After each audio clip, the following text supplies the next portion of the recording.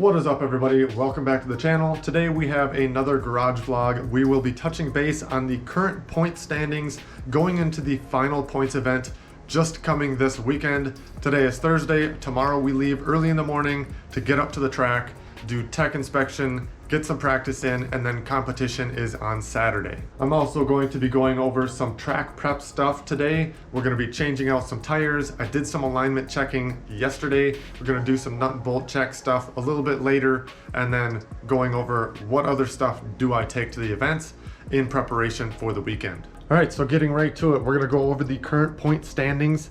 I am currently 4th in points, and number 5 is very close behind me. Everyone is basically within like 25 points from 2nd to 4th or 2nd to 5th. We're very close in points. It is going to be very, very tight, hard-fought battles at this final points event. Now I just have first names of the drivers and their vehicles and what their current position is right in the center column right here, and then their current point standings. And then from the first position, we got -30 to 2nd, -35, -40, and so on, going down the list there for the total 12 drivers that have been at all of the events so far. There is much more of a list down here that I didn't add in there. Those drivers below number 12 are either missing 1, 2, or 3 events that they've maybe only been to 1. And they still have points. They still have an opportunity to move into that top 15 or top 10 drivers, depending on how competition plays out on Saturday this coming week. Now in this third column over here, this is basically points where we are away from the position right ahead of us. So 2nd and 3rd place, they are only 5 points away. Same here, 3rd and 4th place, we are 5 points away. And then from 4th to 5th position, we are 11 points away.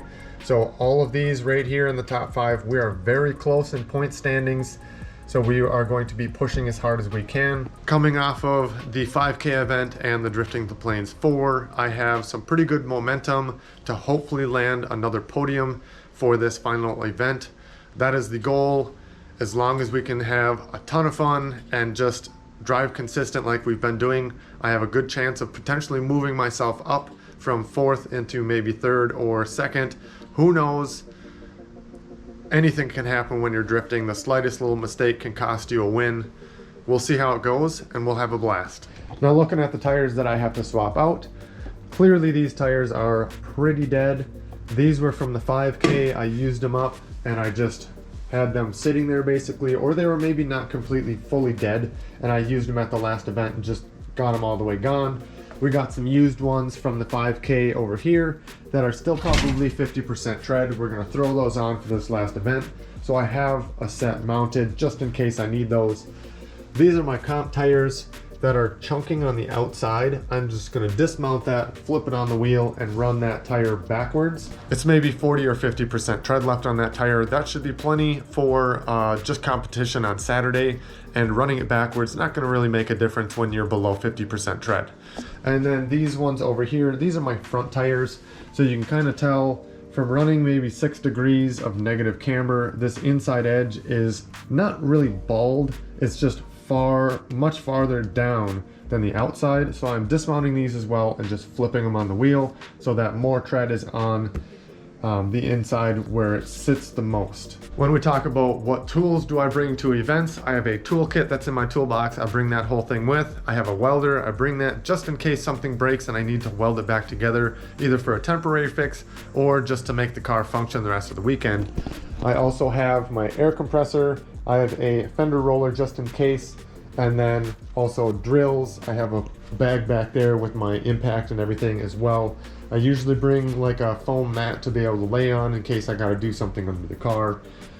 Shop rags, brake cleaner, kind of some fluids over here, and then I have this whole tool chest that's got a bunch of spare stuff in it as well. Couplers, clamps, coilover wrenches. I have a bleeder funnel, and then some other miscellaneous stuff like a grinder, flap discs, cutting wheels, any other things. My hammers go in there, pry bars go in there, and I also have my tank for my welder that comes along with as well. I also, in my other garage, I have spare tires and I have some other sets of wheels that are over there mounted and ready to go. I bring that with. I have my spare transmission. Now that I've blown second gear once, I have a second transmission that I can bring with to swap out the gears if need be. I also have my e-bike over there, and I have some of my other camping supplies like a grill, my air mattresses over there. All of that comes with in the trailer.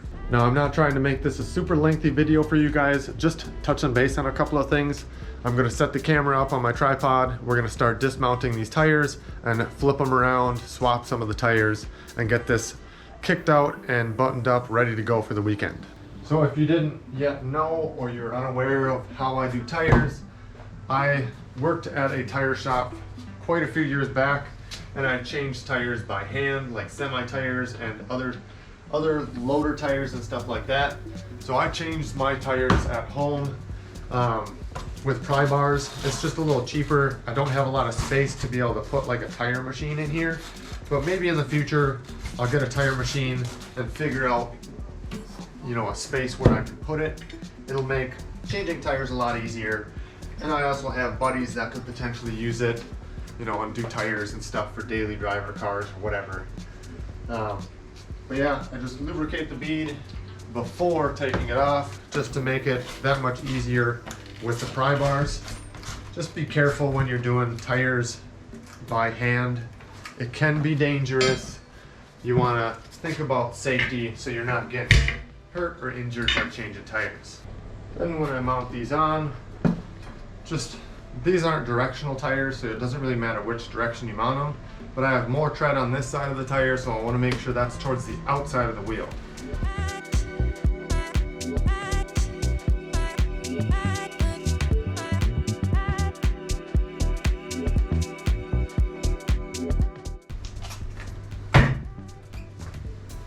Now, when you're doing anything with used tires, you really should use a tire cage when reinflating.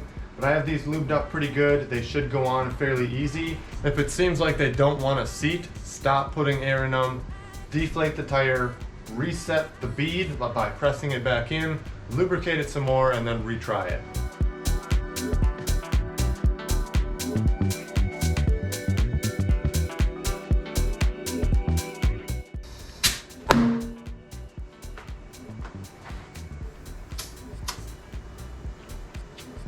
Also, when changing your tires with pry bars, keep in mind, if you like your wheels and you don't want them scratched, probably don't use pry bars.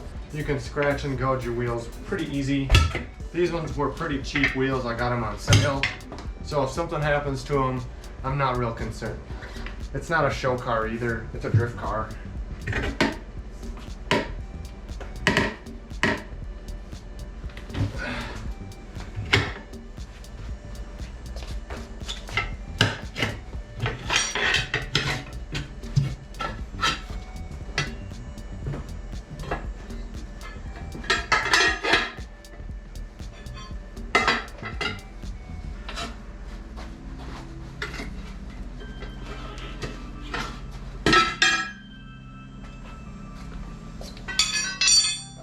Now that I got all the tires swapped out, ready to go, they're in the other garage. All we gotta do is load up, leave Friday morning. I am gonna check a couple of things though. I changed the alignment in the front from the last event. The last event I ran basically zero toe in the front. Didn't really like how that felt. It didn't snap quite how I liked it. And I had to put a little bit more steering inputs in than I normally would have to. So I towed it back out to that 1/4 inch toe out. Now I just gotta make sure it's not gonna contact the control arms on the inside, and we should be good to go. So I got that turned all the way to one side, and you look up there, there is room between the upper control arm and the wheel, so that should be okay. Even with a little extra push on that, should be good.